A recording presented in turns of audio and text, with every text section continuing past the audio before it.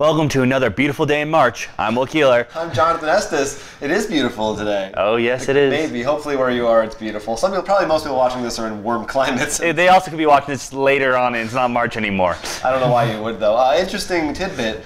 On this day in board game history, designer Uwe Rosenberg had a tuna sandwich for lunch. How was that? It was good. He reportedly liked it. And I think reports are coming in. It was partially the inspiration for Agricola.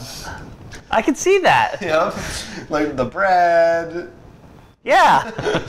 So that's good. So that's your board game stuff. So now we're gonna get into some news. So there's some cool stuff this week. First up, you all remember Cryptozoic's Ghostbusters game, which launched on Kickstarter, came out last year. Most people received it. It's available in stores, etc., etc., etc. Well, they just announced they will be, in fact, launching in April a follow-up to that game. Game or Kickstarter? Kickstarter for the game. Okay. Known as Ghostbusters The Board Game 2. Which means we'll likely probably see Ghostbusters the... I don't think there's any... It's just called Ghostbusters The New Movie? Well, here's the interesting thing. So, it's from the description. We don't know much yet, but they're certainly taking in the direction of Ghostbusters 2, the original sequel. Part of the story of this game has to do with the mood slime making people in New York City angrier. So will we get a Statue of Liberty? Perhaps, that would be good. As well as taking on Vigo, the big bad from Ghostbusters 2. So, I don't know, it sounds like if this is Ghostbusters 2 focused, that maybe they're planning on having a Ghostbusters new edition later that's its own... When is the new one supposed to come out? I think it's summer. I don't remember the exact date. Because, like maybe hypothetically, I know Ghostbusters, the one that came and I do have on my shelf over there, did come with a lot of characters from a bunch of other things. Right, like the comics. So, and considering that Ghostbusters 2 probably won't come out until after the movie. You mean this Ghostbusters? Yeah, the Ghostbusters board game 2. Right. I could see them being like, they're in it, but we can't tell you much or something. I mean, maybe. It's possible. I could certainly see it as at least as the stretch goal or like an add-on, like a pack just to promote the movie. But maybe not for the whole game itself. Right. I think the thing about this also is, again, and I'm sure people will be asking about this as they did before. Why is it on Kickstarter? Why is it on Kickstarter? Especially, like, even the first one was definitely didn't need to be on Kickstarter. But this one now, like, obviously it was a success. They know they can sell this game. Oh, I think actually that's your answer. Because it was a success on Kickstarter, so like, let's do it again on Kickstarter. So then I guess the question is that a bad thing or not? I mean, the reason I think it rubs people the wrong way is that they feel like they're being used as kind of the guinea pigs, like that they're forced to pre-order it or it won't come out without knowing really what the game is necessarily, when it doesn't have to be that way. Well, I don't feel that's bad in that situation because this isn't the base. Right. It's out. If you really feel that way, go play the first one. If you like it, you'll probably like this. If you don't, you probably won't. That's true. But I think another thing people feel about this, and this will always and continue to happen with Kickstarter, is I know they don't feel like you're a big company, you're this, you don't have a right to be on Kickstarter. Which, while I understand like some of the arguments there, like, you know, you're taking away from other people, at the same time, it's almost like we can be like, okay, we're going straight to you. You're funding the game and stuff. Like, some people might prefer it. Yeah. As far as I know, has Cryptozoic done any other Kickstarters besides Ghostbusters? Because most of their games are not done this way. So I wonder why, in particular, they like Kickstarter for this. Well, also, I definitely think partly another reason they did it is because the first one, like I said, the first one was Kickstarter. You know, just keep it consistent. And like, I know some companies actually be like, if you backed us on the previous one, you actually get a discount. Right. It is also just a good marketing thing because you have a solid month of press, basically, leading up to it. Well, also, there are people who might not be into board games on Kickstarter. That's true. And then, you know, Ghostbusters movie comes out also on Ghostbusters. Oh, cool. Right, that's a good point. Interesting. There's a lot of merits to both sides of the argument. Yeah, but no Batman versus Superman deck building game on Kickstarter for people who that's actually interesting too. No, I definitely understand where you're coming from, because I know like Queen games now, a lot of stuff goes through Kickstarter. Right. So this launches in April. We'll find out then exactly what the details are, what changed, what doesn't, what didn't. We really need to play the first Ghostbusters. Hey, Neil's the one I got, but then he got. I was like, Neil. Yeah, because I'm like, I have enough to learn. He got it too. So I think he did. He did. We just haven't been getting it together. More news coming up. Sheriff of Nottingham, one of our favorite games from the last few years. We've played it quite a bit. It was just announced that Cool Mini or Not has actually acquired the publishing rights to the game worldwide, which is interesting for a couple of reasons. First of all, so it's they're working. They're working with Arcane Wonders. Arcane Wonders, I understand. So there actually was a different publisher. Arcane Wonders, I think, is the they designed it and stuff. Okay. I forget that it's Galapagos something that is not nearly as high profile as Cool Mini or Not is. And now Cool Mini or Not will be publishing it worldwide. And the first thing is it is kind of a departure for them. There's no minis in it for one thing. Well, the same thing can be said about Shift.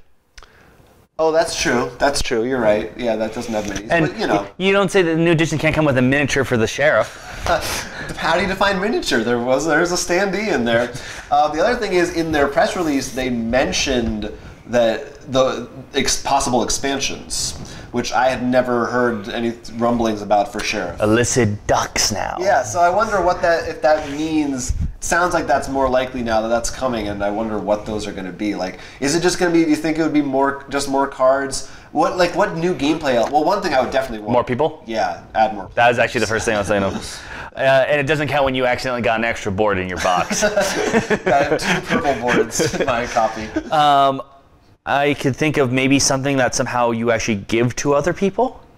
Like if you make it through your bag, you're like, okay, I get this, and hey, Jonathan, you get this contraband. Like at the end, and you can't look. So at the end of the game, you look and it says like subtract 2 apples or something. Like you give someone a weasel or a rat like that eats the food. Maybe it's like a hot potato thing. You have to want to throw that thing around to everybody else. I mean, I think there's plenty of things you can come up with. Well, they've done tons with the promos. I mean, there's so many weird ones that are fun to play with. So I think, but no, I definitely think. I mean, like I said, it's easy to come up with extra cards, but if anything, more people. Yes, that would be definitely my number one. Maybe someone will be Robin Hood in the next one. Like you have enough people that way, go back and forth. Yeah, all right. Now we're thinking with sheriffs. Sorry. And there it goes. And our subscriber count just plummeted. From 2 to 0. This is cool. So an energy company in Toronto has designed a board game that basically walks you through energy production and cycles and how all that stuff works in the industry. I believe the name of it is Newtonian Shift. I like the name. Cool. So there's an article on Geek and Sundry about this, and the reason I think it's interesting is basically they designed this board game, but they're not designing it for sale or for Kickstarter or for mass market.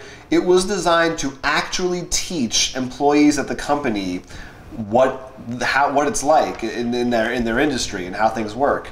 So I kind of thought that was a good jumping off point for educational games in general. Like, and do you think, whether or not there's more applications for this for other jobs and occupations of a board game actually teaching people? No, honestly, without question. I think not only us here, I'm sure you can find plenty of people online who will testify and show plenty of evidence how gaming, no matter what kind, board or video, can produce very positive results in an educational environment, both for children or teaching forces.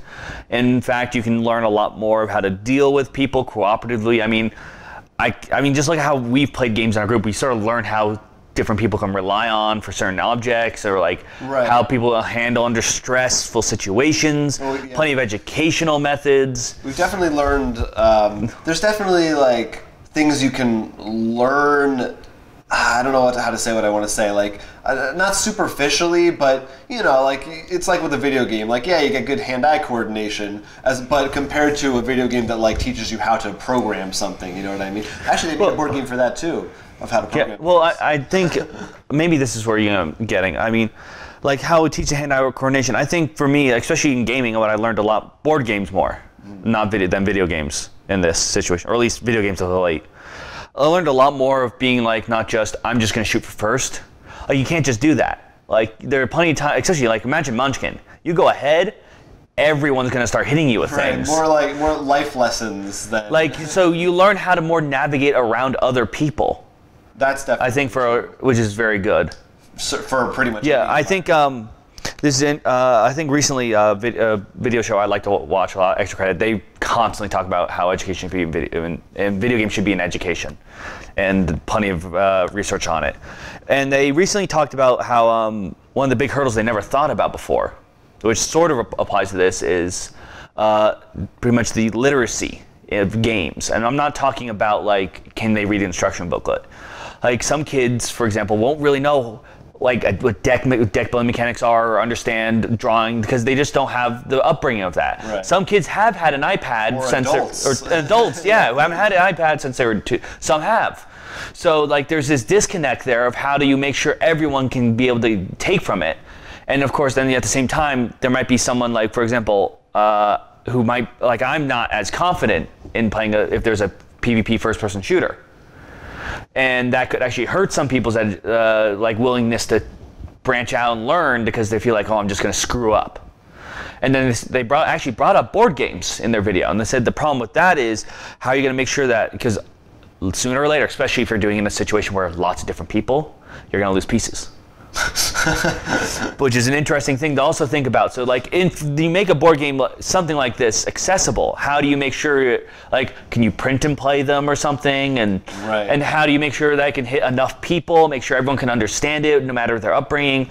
It's a very hard hurdle to jump, but I do think it's one that should be focused on, because I think you've seen it, we've seen it, just like I said, the people Extra Credit. These are really amazing tools for people to not just be like, I'm repetitively writing cursive or something, or writing down a name. You're actually thinking about whatever the game could be about. I love that reference too, because now like kids don't even know cursive. But I mean, I was even like thinking like using vocab cards and stuff, and like homework, which you and I will contest, we hate most of it. Right. Like how, I think a good example, which I think is almost like a game, was how in an English class we had, instead of taking a test on the book Frankenstein, we put them on trial. Well, it's like also like any class, a lot of times they play, Jeopardy or bingo, with vocab or with just general questions. But to me, I feel like that's like sort of like the Monopoly Hasbro. Like I think we're ready. No, I agree. To take and try to make that next step, especially with VR coming in, which hopefully, I mean, it is expensive now, so that's probably not going to be one. But I think it's a ways off. But yeah, like no, I totally think you could design a game to teach people like about law, about engineering, all kinds of stuff. Like, because a board, it's basically just a simulation. You're just creating a simulation. Well, even then, like, it's not even focusing specifically. You can focus on law or this. You can even think more of like, if like you're a lawyer, like, okay, you need to learn how to think on your feet. Not everyone's telling the truth. So something like, for example, like Dead of Winter actually probably be great for someone, because everyone's hiding something. Well, I think that's the difference, what I was trying to get to before, like between like just simple hand coordination to things and literally teaching you that. But I think both of them are worthwhile tools, and I think all these things can come together really well. I agree. What a nice way to bring it off to an end there. That was a little mini topic of the week, kind of. But anyway, you can't supposedly. They said you can contact the president of this thing, and if you want to try to get a copy of this game. We should ask. Maybe, yeah. I don't know if whether it's a print and play. Maybe we can get a print and play at least or not. And if we do, then we'll do a review. It looks kind of crazy, just the design of it. And speaking of technology and designs, has it gone too far? Earlier this week, before we talked about that they were going to challenge a computer versus one of the masters of Go. That's right. To win, and the tournament tournament has come to a complete, and guess what? Technology won. Yeah. Well, technically, this was actually the first match. Oh, the first match. I believe there are 4 total. Oh, I heard it was just. I didn't know there were more at the time. As far as from what I've read. I do think that's fair. That makes more sense. So, but still, yes. The fact that because this is, I think, the first time. Yes, I don't know if did we actually say Go is the thing?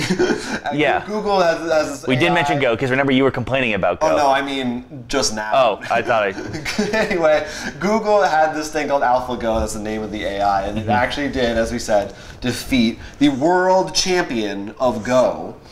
So I don't know, we kind of did cover this already. Well, we talked about before, and I think it'd be good to talk about now that the first win has happened. Now, let's say, even if it loses the next 3 matches, right, it's still a big deal. It's still a big deal. I think for a lot of implications.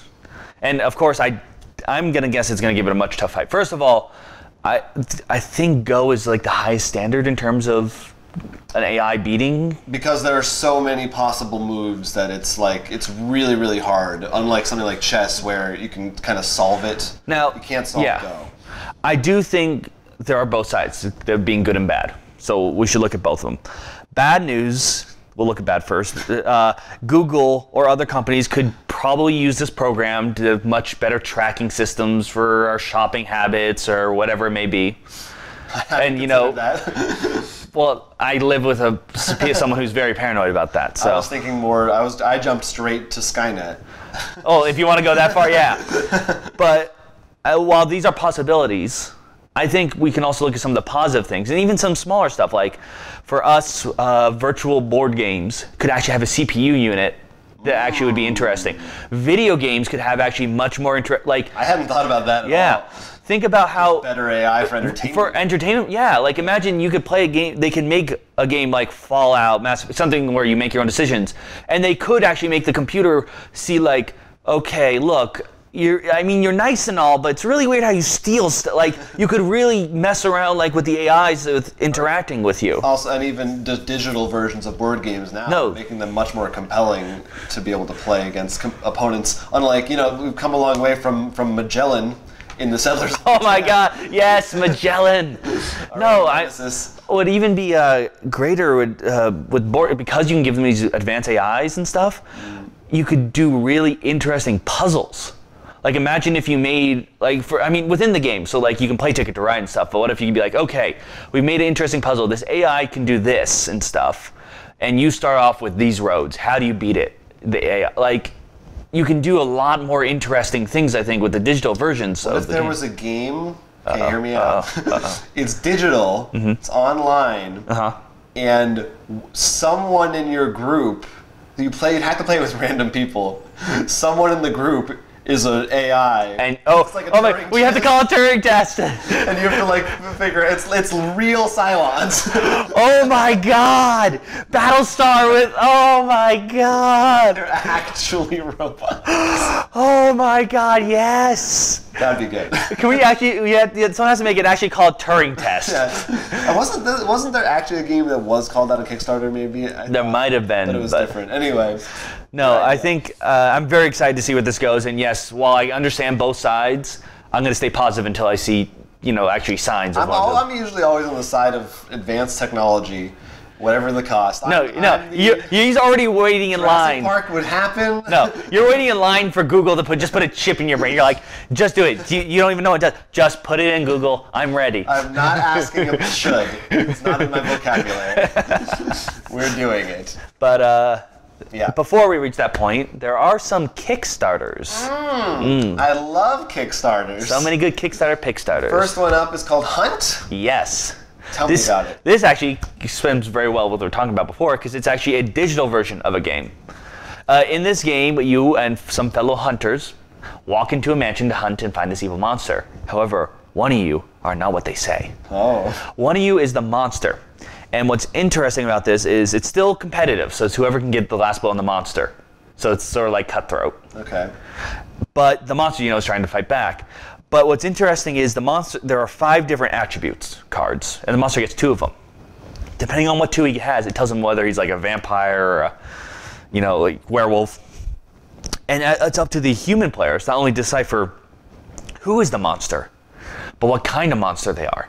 Because they'll get plenty of items that only are effective against certain kinds of monsters. Like you get a silver bullet or... Right, like a stake, and it shows what symbols they're strong against and stuff. Okay. So there's a lot more deduction to it. It's not simply like, oh, gotcha. So how does the game, are you moving around a board? Yeah, there's like a mansion with rooms and stuff. Cool. It's like, think of Clue, but like we threw monsters at it and stuff. And nice, I like it. Yeah. I'm excited. No, that sounds awesome. Or maybe kind of like Betrayal a little bit. Yeah, except like I put them two together. So it's not, it has the fixed board of Clue and style and you're all in, but there's still the traitor in there. And I'm very much, even though Clue, when we played it later in life, is not that good of a game. Well, I think relatively speaking, it's an Yeah, but I like. We'll do a Hasbro review eventually. I like the foundation a lot. Yes. The premise is very cool. No, I agree. Yeah. So I think it really, and I think a digital version sounds really cool too, especially with something where there's a hidden roll, because it's much easier to deal out without, you look messing it up or looking that way. Behind a screen, it's easier to just look or something, Right, for sure. So I thought it was a really cool Kickstarter, and I think it comes from the guy who did I think Darkest Night, I think it's called. That sounds familiar. Yeah, it's from Victory Point Games and stuff. Yeah. So I know their stuff is good too. So very excited to see what comes of this, and we gotta give it a shot sometime. We will give it a shot. I believe it comes actually for $10. I'd say for the digital version. Oh. And you enter the beta, which is. I think that's a pretty good price considering. And if you want the physical, I think they had it for $45 for the physical copy of the game. But yeah, for $10. I believe it was 10. Yeah. Why not jump in on it? So take a look at that. That's The Hunt. Next Kickstarter game we're going to talk about is Keto. This is a Japanese samurai-themed game from Table Forge Games, who... Old friend of ours. Old friends of the show, who did playback for their game Iron and Ale, drinking game. This is very different, not a drinking game, but it does have some of that physical component to it. It's, I would call it a dexterity game, really. Basically, you're two samurais dueling, and there's cards on the table. Each card represents a different body part, head, legs, torso, whatever. And a third player, or I believe, depending on stretch goals they may or may not hit, it could be a digital component, calls out a card name. And both of you have to slap your hand on the table and hit the correct card. And depending on whether you hit the right one or not, there may be penalties. There's also, you can get kind of combat bonuses as the game goes on with new cards and stuff like that. So it sounds really cool. You can play up to 7 players. I think you just rotate the duels, and the idea of that samurai, the fast sword combat thing, is really neat. It's something that you've always thought would have been a cool... Yeah, there aren't a lot. I feel like, well, there are a few samurai games. Yeah, but it's sort of like how it's the samurai just because they're there. Right. This one actually simulates the feeling of a sword fight. Right. And Table Forge Games, I think, as we said with Iron Ale, I think really hit the nail a lot of times when it comes to a game that's unique and different. For sure. And I think this is no exception. The one thing I would be a little worried about is that people, depending on the person, they get a little rowdy. It could be they could slam on the table and throw everything all over the place. Well, what I think actually, first of all, I think because I remember in the video they're on a coffee table that's down here. Yeah. I'd use those white tables. I mean, you've probably seen them. You can get them at I think Home Depot for pretty cheap. They're much more waist level. Right. I know we have plenty that are actually around us right now. Yeah. Something a bit more closer would help with that. And the other thing is, I think this is perfect. Before or after their other game. So everyone's already drinking and drunk. Right. No, it should be a card in Iron and Ale that then you have to go play around with this, and the winner gets the card. No, so I mean, I definitely think this looks really cool. And that is going for just $18, so not too bad. It's mostly cards and stuff like that. Yep. Seems so super fun. If you're a fan of dexterity games, definitely one we suggest taking a look at. Definitely suggest. Next up, tell me about this. This is actually the second casebook for the Baker Street RPG. It's actually the first one is based on an idea. I don't know how much of Sherlock Holmes you've read. 0. Okay. But I've watched the show, and I love the Great Mouse Detective. Well, in the books, there comes a point when he stops Moriarty because he grabs him and takes him off a waterfall. And he's presumed to be dead. Right. I have heard of this. Yeah. Spoilers. So the book takes place that you are helping Watson. So you actually design a character. They give roles and stuff to help, and they actually have mysteries in there.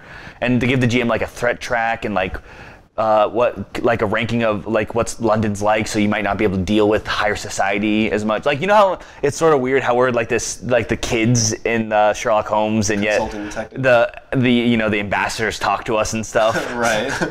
So this like actually plays a lot more on that, and there's actually a clue system, so it's not just simple dice check if you pass and stuff. So Sherlock is not actually in it, or at least not like nobody plays. Well, in the first one, but in this one, I think he might maybe, because knowing Sherlock, he's in disguises and makes appearances and stuff. But I think that eliminates a lot. Like, I know we've talked about with the Doctor Who RPG where like, oh, someone's the doctor, yeah. Like who's the arguments over like, yeah, I'll just be some guy in the background, or well, the thing is, I want to be that some guy actually. Yeah. I want to be his companion. I want to be just going on trips with him. That's awesome. But that's cool in this. And this one's actually based. You get case files from what's his brother's name? Not Mycroft. Mike. Thank you, Mycroft. So that's really cool, and I like the idea of this. It's sort of like an RPG, but it's much different. It's not just simple dice checking. Also, it still has that case solving that you and I both love. Yeah, no, that sounds really cool. It's a good idea for an RPG. I think I need to look at the prices again. I believe it was 15 for PDFs. Got it right. But 25 for the books. For a book. Yep. And that includes, there's this, and I believe there's actually a special fan one called Sherlock.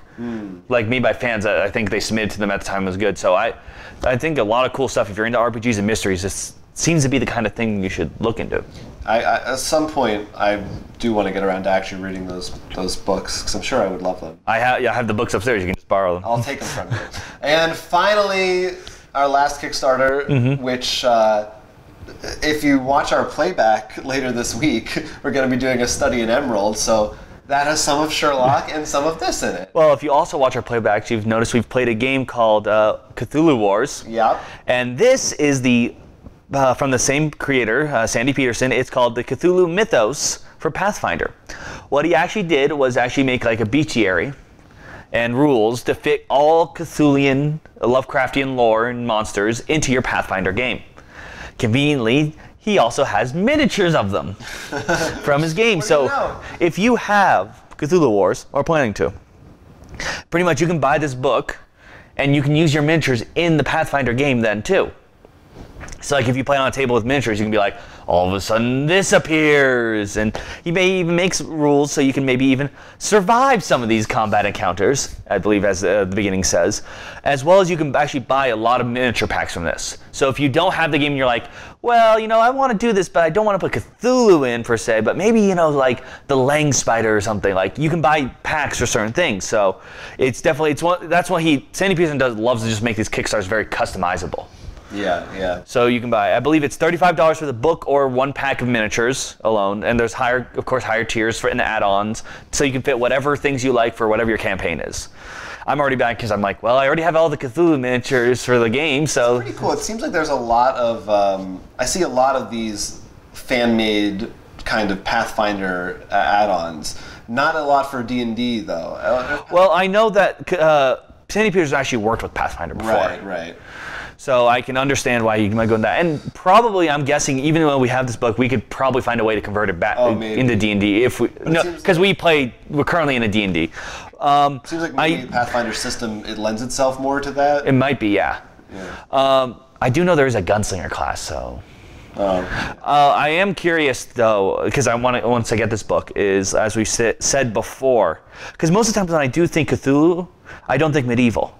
I do think, World War II, 1920, medieval, and like this will allow you to do more of that medieval style. But not only that, recently the Magic the Gathering, we talked about Shadows over Innistrad, has been showing their cards, and more it's like, okay, yeah, it's Cthulhu based.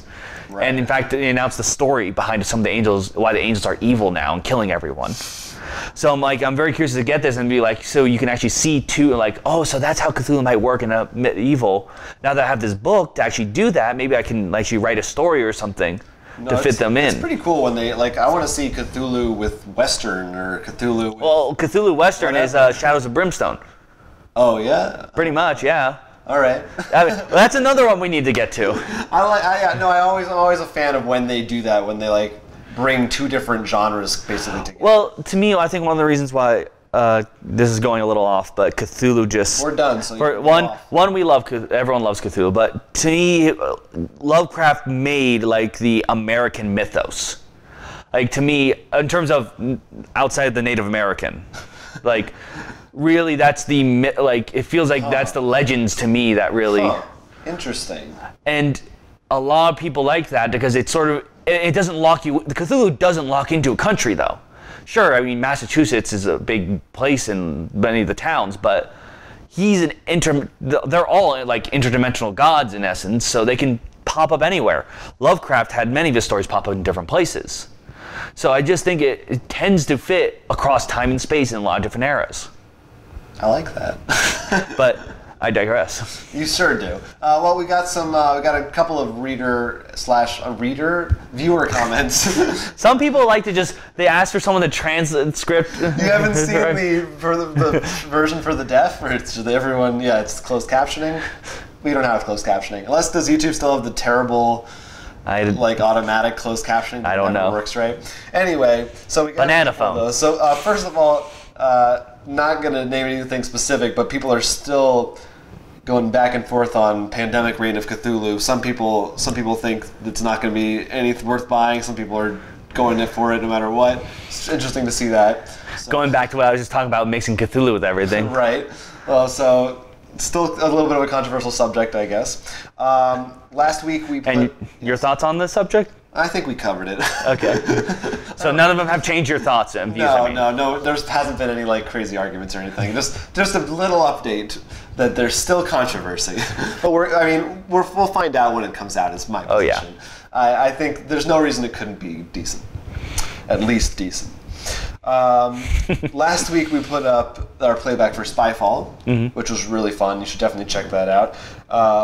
And we kind of asked people what kind of questions they tend to fall back on more so in those games. Rapture's Demise said that questions involving senses are popular. And I didn't think that would be good. Like, what do you smell? And like that would be some interesting things outside or whatever. We've kind of sort of, but not fully. We've done like, is it cold or whatever? Or, no, but like we don't think that. I guess, but I think that could be a good one. That is a pretty good. Because like in certain areas, like especially if you like the zookeeper or something, you're right. Like, well, you don't want to know what I smell. That's definitely good. And they also mentioned they love the role-playing mechanic of the game, and I definitely think that's fun too. Well, to me, it also makes the spy's job easier, not because he can solve it better, but because he can hide better. Yeah, like that one time Neil was the prisoner for the Crusades. Granted, we think the Crusades is a weird backdrop, but like something like that, like it made it much harder for him to for the spy to reveal himself, unless someone asked him a really dumb question like, what are you eating, a hamburger? Well, I think it helps both sides because it's also, if you just like don't know how to answer a question, it kind of gives you a jumping off point, just because sometimes you just don't know what to say, right. Not because you're trying to hide anything, just because you just don't know what to say. Right. And then another comment that I think is very interesting, Tick is Great had a whole thing about Robinson Crusoe and not being able to buy it because, in fact, they're printing a new version of it, so it's kind of hard to find right now. And that there's, the Portal is producing this new First Martian game that we talked about before, right, that is kind of similar to Robinson Crusoe, but takes things in a new direction. And specifically, the fact that First Martians actually requires, it turns out, an app to play it, like XCOM does. Okay. And that, there's some people are a little split on. Some people are really upset about that. And Tick is Great asked us where we land on that issue. While I understand, less components the better in some ways, I feel like we're entering the era where it shouldn't be I'd be shocked if you didn't have something nearby that could play an app. So I'm thinking it's more reasonable for board game companies to do that. And by doing so, I know we talked about this in our own discussion about a game style, how there's certain things you just can't do, like information-wise, right. Unless there's an impartial app to do it, or someone's not allowed to play the game and just sits out because he already knows everything. Like Space Alert has a CD before there were apps. Sometimes you need something. And considering what this game is, like how it's not just a simple worker placement thing. I feel I'm on an island, considering Robinson Crusoe, you know, working together. Mm. I mean, you're placing pieces, but you're actually thinking like, Jonathan, we really need to scavenge for food, or... Well, there is the other... One argument would be longevity, that what happens... Are you paying for a game that will eventually not work anymore? That is my greatest fear a lot of times with apps. So I understand that one, because the plenty of things that have apps are in them, like, because they can take it off at any moment. Right. So I can understand that. That's definitely one thing I would definitely be worried about. But at the same time, this is Portal. They're still big, they're still strong. I think it's going to be a lot to sell. And we also, luckily, live in a day and age where worse comes to worse. If the app was taken off, someone would make a replacement. Yeah, no, I'm with you. I definitely see that as a valid concern, but like you said, if your game requires an app, then it requires an app. Like, it's designed that way. And at the end of the day, they're not lying about it. They're not hiding it. You don't have to buy this game. So, like, as long as they're telling you up front, I don't see any reason. And like I said, and I think it's easier for someone else to make the app. Like, it's much more, it's much scarier. I don't think board games, or at least not for a while, board games won't ever have to deal with this. But like, you know, World of Warcraft, Destiny, anything that has servers.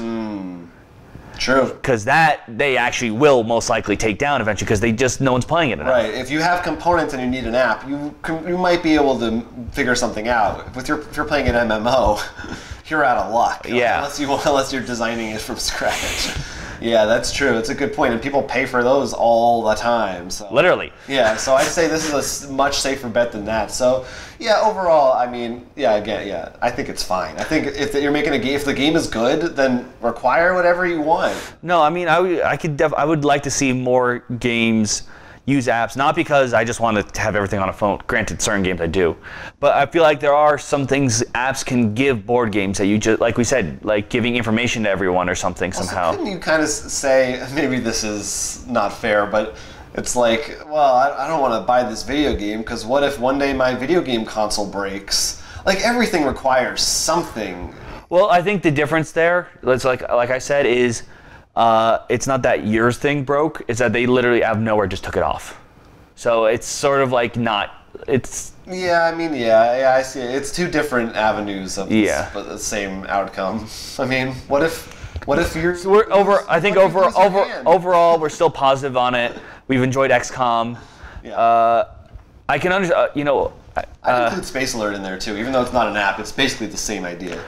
Well, I'm going to speak English first, but first of all, you should make sure that the app in question can't be replaced with something else. Like, the example I'm thinking of is Star Wars X-Wings. They have an app to roll dice.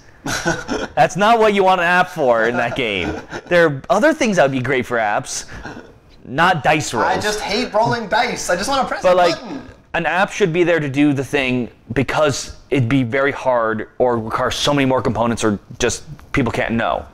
So, I mean, it depends what this app does. If it is just a dice rolling, then it's...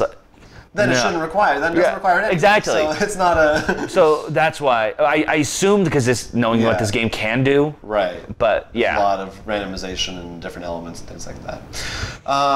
Well, we just talked about Robinson Crusoe. Yes. And I kind of wanted to bring that up again, but because we just played it. Different light, because we did play it a while ago. We're going to talk about our session, and I kind of wanted to frame it though, because there was an article, and we'll put a link to it. I forget the name of the site that did the article, but it wasn't about. It was actually about Pandemic Legacy, and which we really do need to get. We haven't played, and the headline of the article, paraphrasing, was Pandemic Legacy is the best game of all time, according to Board Game Geek, but is it actually fun? And they talked a lot about the something that we've talked about before, where we compare something like Battlestar Galactica to a game that we really enjoy, but is like, intense, and there are a lot of parts that you don't want to play it every night, for example. And they said Pandemic Legacy was like that. And the other thing that they talked about a lot was the nature of cooperative games and the fact that in their experience with their group, there were a handful of times where they kind of cheated because it was the difference between playing against a person and playing against just a board, and they weren't enjoying themselves as much at the prospect of simply being crushed over and over and over again. And they restarted a couple of games, or they maybe reshuffled a hand or something here and there. And I know that we have, on occasion in cooperative games, tipped the scales a bit from time to time. So I thought that was an interesting subject, and even in relation to a rule that we may have broken in Robinson Crusoe last time we played. Well, I would like to go over each of those. Yeah, it's a lot. There's a lot there. So all right, take it one step at a time. Well, we're going to stick heavy with cooperation, but I want to go back to more of the points you made earlier. Okay. First off, I feel a lot of times when cooperation, when you do cheat in a cooperative game, it usually happens, I think a lot of times when you're like, one, which is I think this is where the Robinson Crusoe effect in, the rule book does not clarify really well, and you're like, this technically could work this, like, right. It's not clarified well, and because no one's like, no, that's like, because you're not arguing, you're just like, let's just continue playing the game. Well, let's be specific, since people don't know what we're talking about, or somewhat specific. With the island, the tile, we're not sure if it was covered with lava or not because we didn't discover it. There was a thing in Robinson Crusoe where, it seemed like we kind of should have lost, but because it was almost a loophole, like this rulebook didn't specify, but it felt like in the theme of it that we should have lost, but by the strict letter of the law rules, we could keep going. Right. That's what it was. So that's one thing. Mm-hmm. The other thing is what usually comes up, and it does come up with PvP game style, competitive games too. It's just a lot more annoying there. Is when you're like, oh shit guys, I forgot to pay this or something. Like when you forget a rule and you're like, oh, and you guys like just assume you did. Let's just keep going. Right. Because I think to me, because it's not competitive, the fun comes from this going through together. So usually when you have to stop to recheck the rule book, because you're not helping yourself or changing the odds, you're just like, okay. Especially when in most cooperative games, they're usually fairly tough. Oh, yeah, I don't think most people would like them unless it's pretty much just a story. Right. It depends, and I think a lot of this depends on the group, because I think there's definitely, if you have a rules lawyer in there. Yeah, there's the people who see it as more of a challenge, and they don't want to, and I can see both sides of it. They don't feel like they've earned a win if they haven't really earned that win. And then there's the people who just want to have a good time and they're just having fun. And I definitely land somewhere in the middle. Both are important to me. This sort of brings me to, I think, the next thing much earlier in the conversation. You mentioned Pandemic Legacy being the best game of Board Game Geek, according to Board Game Geek. Uh-huh. And we've had this conversation many times before. While the Board Game Geek ranking is probably a good sort of reference to if a game's fun or not, right? It doesn't, I don't think, just like this is the best game, end of story. Like whether we like it or not, even though it is the internet with a lot of people can connect, there are certain kind of people more likely to visit a Board Game Geek website. And I think that's, that was kind of more of a jumping off point. Like, that's another whole other thing, But yeah, you're right. I mean, what people on Board Game Geek like and what is easily recognized by most people as fun aren't necessarily the same thing. No, yeah, because I was actually thinking the other day. A lot of the best games, fun might not be the best way to describe it. Well, no, yeah, because actually I was thinking the other day in my head, and I want to talk to you about this sometime later on, maybe we'll do a video, but okay. Of like what would be, or even write an article, like what would be the top 10 games I'd say should be on every board game shelf. And when I was thinking, I was just like, well, all the things I think of are like almost party and fun games. I mean, right. I love Arkham Horror. I love all these other ones, but I think the key thing there is when you said every board game shelf. So if you want a game that everybody likes, it's almost always going to be the lighter games. Yeah, which was interesting though, because I'm wondering how would those games then rank on the Board Game Geek list? Like Twilight Struggle is probably not going to be on my 10 games, but last I checked, isn't that number 1 on Board Game? It's very high up, but I mean, it fluctuates. Right. Yeah, no, it's interesting, but I guess let's get back to cheating. Yeah. Sorry, but it was just... No, it was good. It was good. Tangents are good. We're nothing if not unstructured on Roll for Crit. But yeah, so I guess, like, I know one of the things that we have done sometimes is, like, if you roll a die and, like, oh, it went off the table, and if it was a result you liked, you might be like, oh, keep it, it's good. Otherwise, no, it doesn't count, re-roll that one on the table. Like, little things like that are where I am okay with that. I think that's kind of fun, because everybody wants to win, and that's all right. Well, like, to me, for example, the dice roll example, it hasn't really cheated the game. You just happened to roll the dice, and you just want to land it. Like, it's not as bad in my head. Like, it's not as bad as, like, if I drew a hand and I was like, oh, these are all poison cards, I'm just going to reshuffle, like, because that was going to happen no matter what. I was going to draw those cards. One thing that I don't like is when people sometimes in a cooperative game, like, if the rules say you can't show each other your hands or something, and people do that anyway, and they're like, well, whatever, we're working together, I'm just gonna, here's what I had. Sometimes that kind of thing, I think, is crossing the line. Well, to me, it's an interesting one, because I'm trying to think games that do that. Well, and it's in a cooperative game. I think the most important thing, and to me really defines whether it's bad cheating or just pushing the envelope, is what is the atmosphere of the game trying to capture.